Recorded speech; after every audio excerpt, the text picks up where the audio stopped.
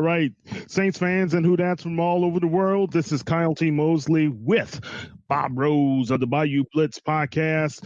We are here with the second line edition, recapping what happened with the Saints and the Chargers. We will have Barry Hirstius of the Saints News Network following up with us a little bit later in the show. But the Saints went into LA and they defeated the Chargers 19-17. It was a kind of up and down type of performance for the New Orleans Saints, but Taysom Hill saved the day. So everybody is on the bandwagon already, Bob, saying, oh, Taysom, he's the man. He can do it. Teddy can't. What's going on, Bob? What's your thought? Kyle, you stole the words right out of my mouth in a flair that only you can provide. But as far as overreaction and overhype, preseason players or activities, let the Taysom Hill bandwagon train rev up with its rocket engines. Folks, Teddy Bridgewater had a very poor first half. Let's make no mistake about it. I saw a quick tweet just before Kyle and I went live that Sean Payton said that Teddy was actually sick leading up to the game and probably shouldn't have played as much as he did. Hey, that happens. All of our favorite players get sick or have an off day from time to time. But for whatever the reason is, Teddy Bridgewater played poorly today, and Taysom Hill did not. If you're going to hand out an MVP for a preseason game, it most definitely would go to Taysom Hill. He looked exciting. I just stopped short of saying spectacular, but he was very exciting, and he's one whale of a competitor. I think after watching him in a Saints uniform for the last 2 years, I don't think anybody can question that. And he does look much, much more comfortable in the pass pocket. He still does tend to fixate on his initial read, but you do see him try to go through from his progressions from time to time. And what made Hill's performance today, Kyle, even more special to me was the fact that all second half he had zero protection in front of him. So everything that had to happen at high speed decision making. And that's where, if Taysom moved around in the pocket well, he didn't necessarily, he picked up some nice gains on the ground, as you always expect him to do. But he didn't attempt to do that on every single play. He did try to move around the pocket and make some plays from the pocket on the move. But as impressive as Taysom was, on the flip side of that and the other extreme is the Saints' backup offensive line continues to scare the bejesus out of me. What did you see, Kyle? Holes and nothing but holes. But let's be honest, guys. And we have some situations on the offensive line as far as the backups are concerned. Clark was injured. You have Ulrich was injured last week.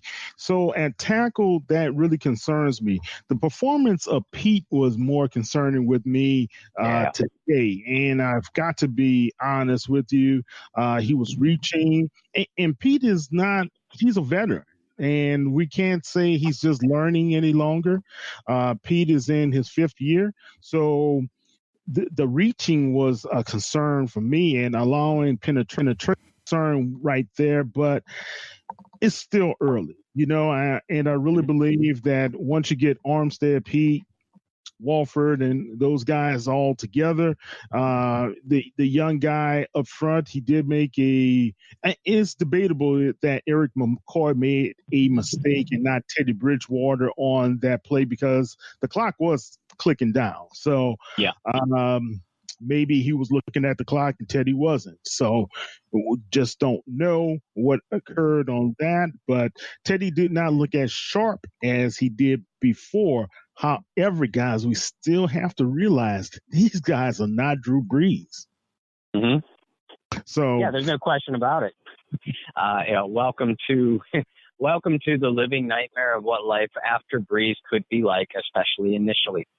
Be it Teddy Bridgewater, Taysom Hill, another NFL veteran, or a fresh draft pick. There's going to be growing pains, and there have never been any there have never been many Drew Breeses walking the face of the earth. So even if the Saints were to find gold and find even a capable and solid NFL starter in life after Breeze, it's not going to be the same. Yeah. And we just kind of have to be patient and understand that these guys are there for a reason. I said it earlier, I think a couple of weeks ago, that we were talking about what's happening with backup quarterback situation. Remember, Bridgewater is a one-year insurance policy. I always believe that still, in my mind, Taysom Hill, if he can develop to be more accurate with the football, and, you know, there was a couple of times he was, but he had a better performance than he did the first game of the preseason. So we'll see what's happening with that. So let's talk a little bit about more of the good, bad, and ugly that we saw early on with the Saints in the game. Barry, let me throw this to you. How you doing today? Doing great. Yeah, just quickly. Yes, go ahead. Your quick takeaways offensively that the Saints. Let's talk about the good before we go into the bad and the ugly. Well, you guys just touched on it. Taysom Hill. To me, he, nobody's been harder on Taysom Hill as a quarterback, purely as a quarterback than I have. Obviously, you've seen the article.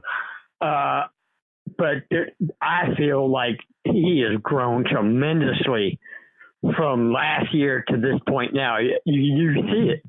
Now I'm still not going to go out on a limb and say he's the quarterback of the future. And as you just alluded to, we could look at Teddy as a one-year rental. We don't know. They still might draft a quarterback. For all we know, the future franchise quarterback is in the 2020 NFL draft, for all we know. Yep. But that said, to me, it's encouraging.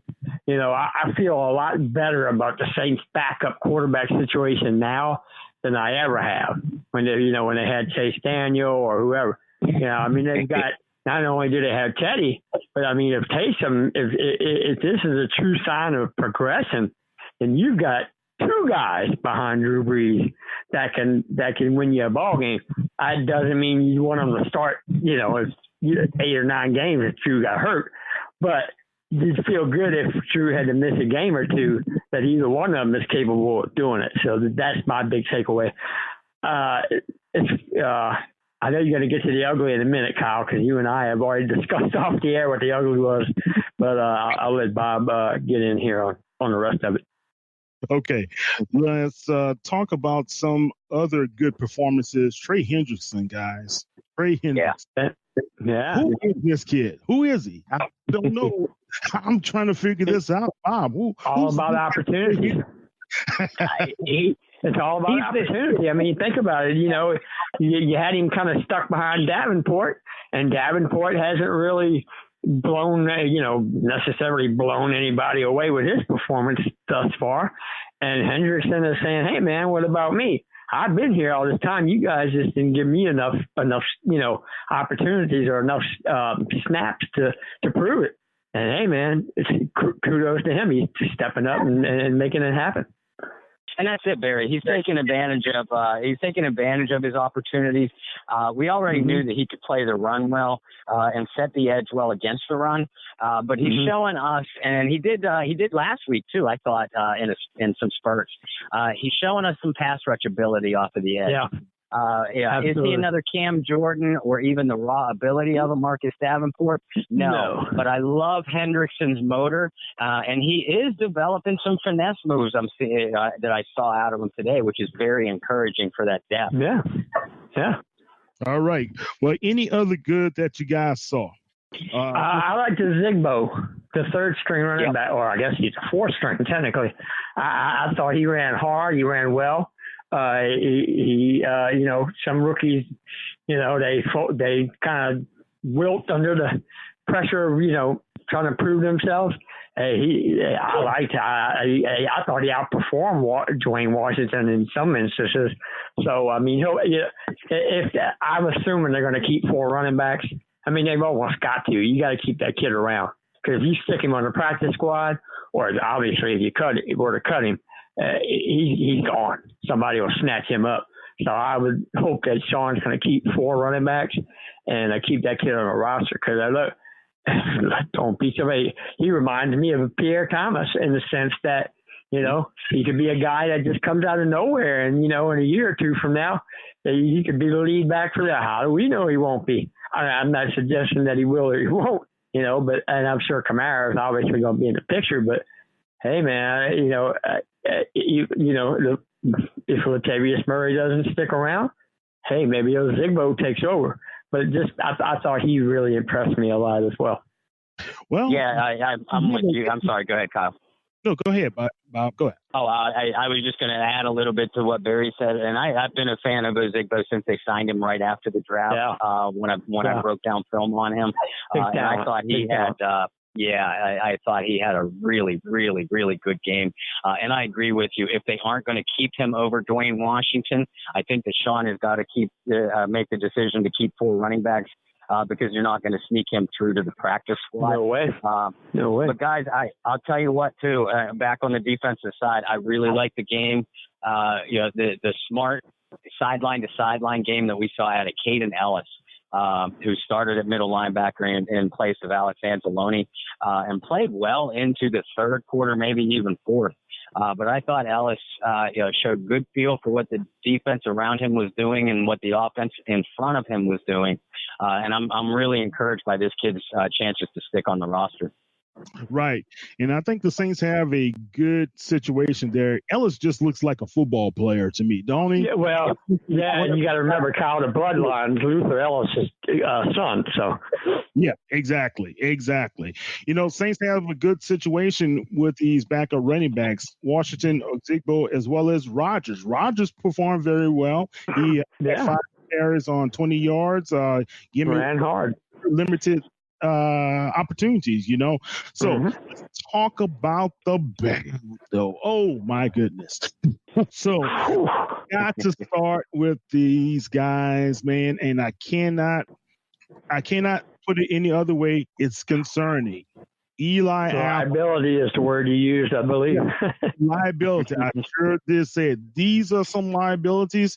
Correct me if I'm wrong with you play next couple weeks, guys, but Eli Apple, guys, he's PJ Williams. People to get behind him. PJ Williams. And that's debatable about that coverage, but still, he allowed the guy to get by. Well, you got to make the play, bottom line. Exactly. Any other bands that you guys see? Yeah, and I'll stay in the secondary. Eli Apple had a poor football game. PJ Williams and Patrick Robinson were both guys that I highlighted in a piece this morning of veterans that I thought really needed to have a standout game against the Chargers. Otherwise, in my opinion, they're at the very least on the roster bubble. And I tweeted out during the game that PJ and Patrick Robinson were almost playing their way off of the team. That's probably a little bit of a stretch. I can't see Sean cutting both of them. But even on a touchdown pass that PJ gave up, where he was beaten badly. If you look at that play again, another veteran that I highlighted this morning, Chris Banjo, really, really struggled all day long. And on that particular coverage play, Banjo had his head turned completely to the other side of the field, where if you look at the aerial view, there was no receiver coming out of even the San Diego, LA backfield. So I don't know what the hell Chris Banjo was looking at, but he had over the top responsibility on that post pattern, and there was nobody there. So I draw the blame equally to PJ and Banjo. But that entire secondary, I agree with you, Kyle, when you use the word liability. It's really scaring me right now. Barry? Yeah, well, I can only echo what Bob says, and there were some other things that and this is not against any one specific player, but just it's that disturbing trend of slow starts. We've seen this for a couple of years now, And I know it's just the preseason, and people will say, well, you're overreacting. Drew's not playing. Cam Jordan not playing. Michael Thomas not playing. And I get all that. But this is a psyche issue to me. Mm-hmm. This is a mentality issue. This has nothing to do with on the field play. This is about a mental lapse or a lack of emphasis. You know, you always hear Sean talk about, well, we got to get off to a good start because every year we go 0-2 or 0-3. And, you know, and as we know, those 0-2 and 0-3 starts have been usually conducive to a 7-9 season, as we well know. Now, they've been very fortunate in that the last 2 years, was it the 2017, they were, 0-3, I believe, and then came back, you know, and came all the way back and won 11 games. Last year, as you recall, they had the god-awful performance at home against Tampa Bay, where they made Ryan Fitzpatrick look like Joe Montana, you know. So, but then, you know, but luckily that was just a one-game blip on the radar screen last year. But it's you know, what's the old saying? If it keeps happening again and again, it's a pattern. Well, this is a pattern with this football team. So I get it that, you know, it's a young team and they're not what you call a veteran, you know, outside of Drew and Morstead probably. The rest of these guys are all under 25.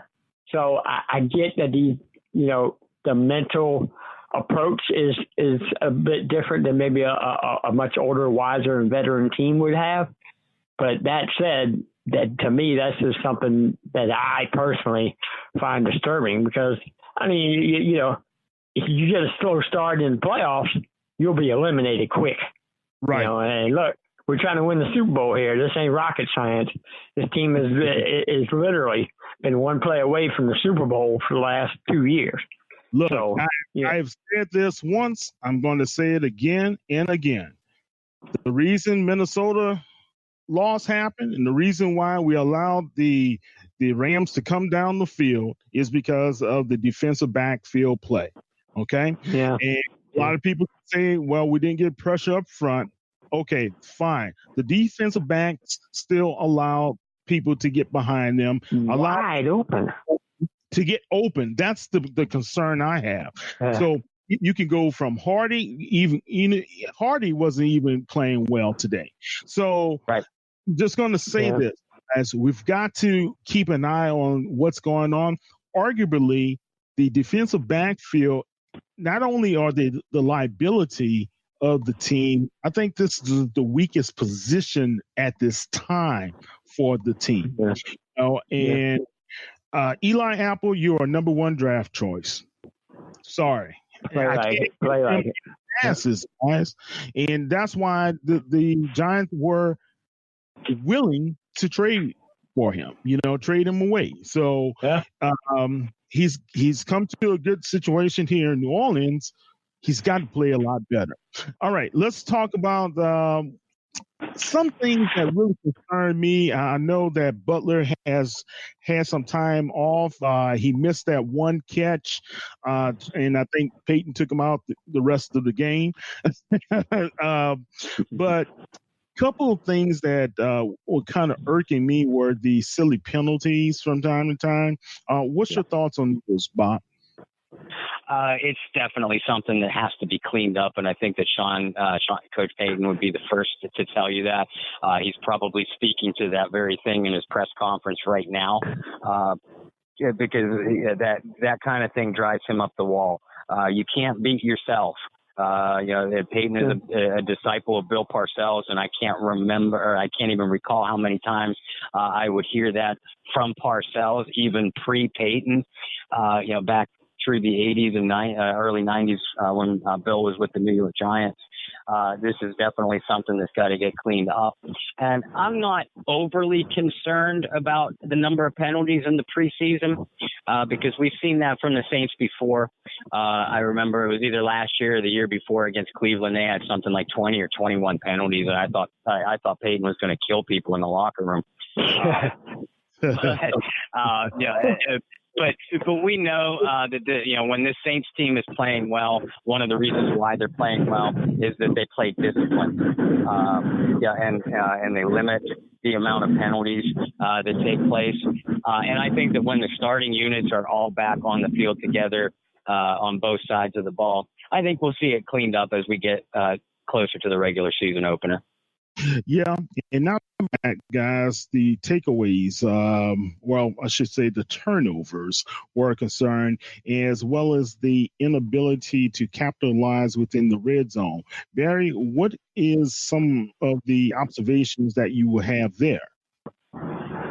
Wait, go back, rewind. What are we talking about now? The turnovers as well as the sloppiness. Well, yeah. Well, they obviously that's got to get cleaned up. Look, that's what preseason is for, and I get it. But again, it's as Bob alludes to, it's disturbing. This is. And I expect it from rookies or undrafted free agents or even second year player, whatever. But, when it's veterans out there making those type of mistakes, that's just inexcusable. If you've been in the league any longer than 3 seasons, you know what you can and what you can't do. So, hopefully they get it cleaned up. They've got 2 more preseason games to get it cleaned up. I'm hesitant to say that I'm concerned, because I when they play the Jets next Saturday night, that's going to be the team you see against on Monday night against the Texans. Not this team we saw today, not the team we saw last week.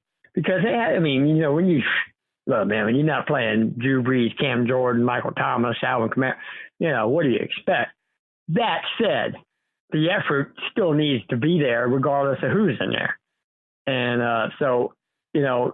obviously in the entire first half, they essentially mailed it in, so to speak. So to me, it was the lack of effort. That bothers me. Now, maybe, jet lag because they flew all the way out to California or whatever. You can make up a million excuses, but the bottom line is that at least that first half, they seemed uninspired.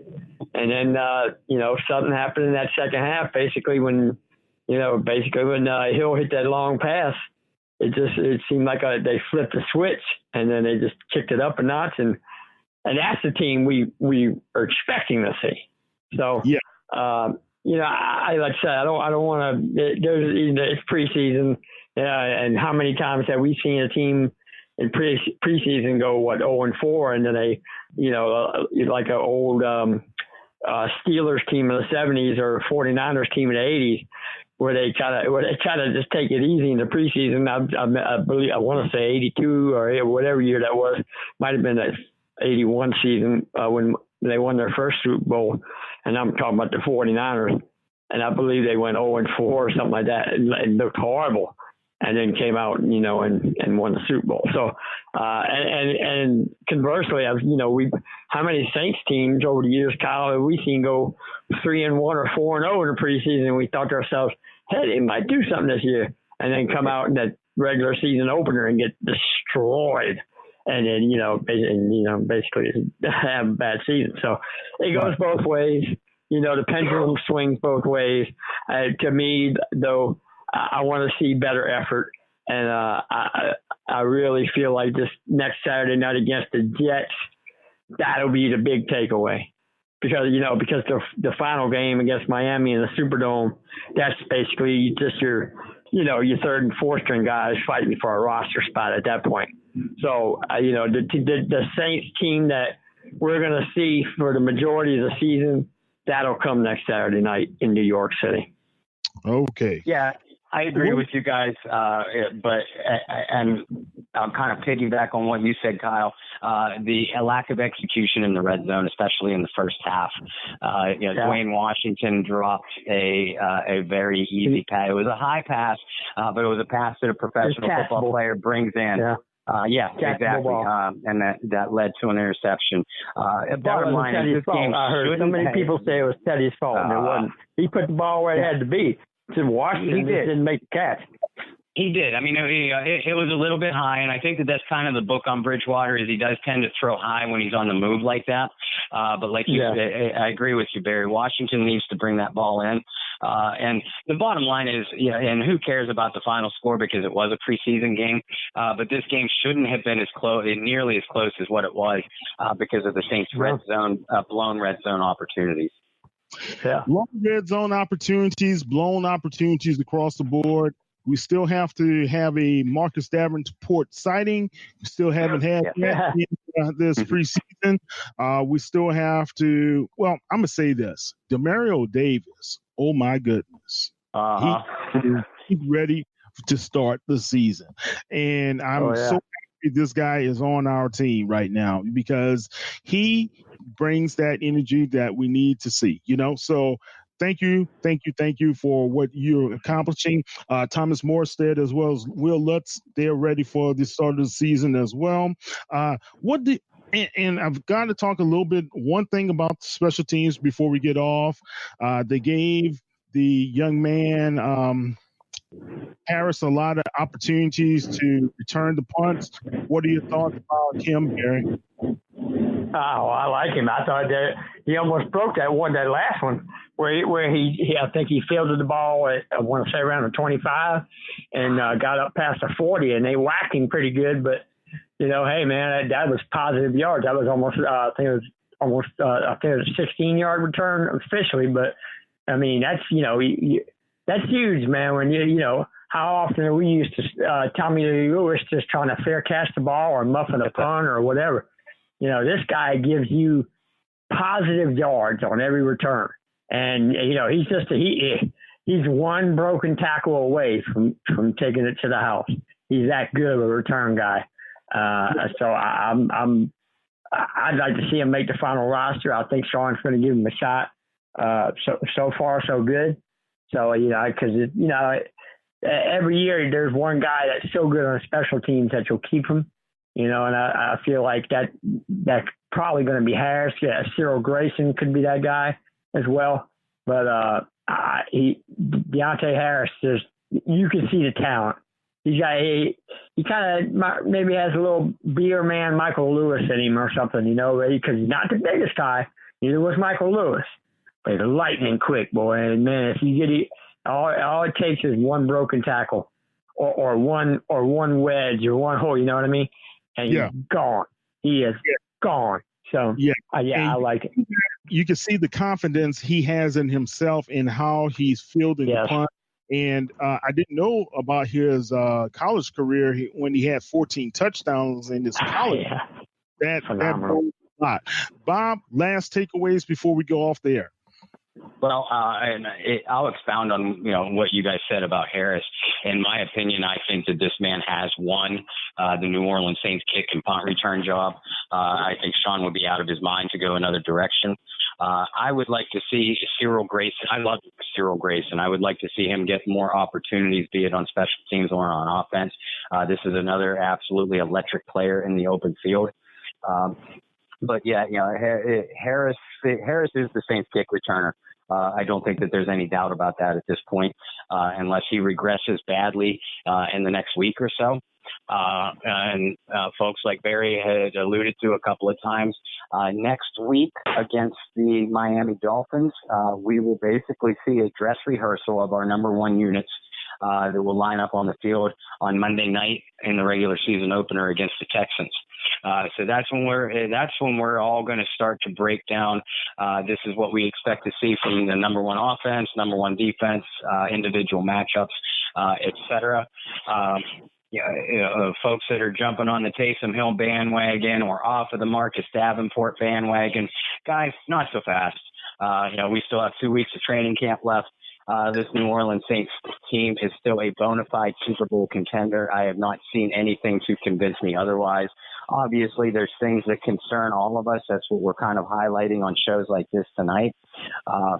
But you still have to admire the gumption of this team. They went into the locker room at halftime down, having just given up what could have been a backbreaking special teams error to go down 17-3 at halftime. But they really came out with a lot of fight in the second half, which is exactly what makes you love this team so much, is their never say die attitude. We're never out of the game until that final gun goes.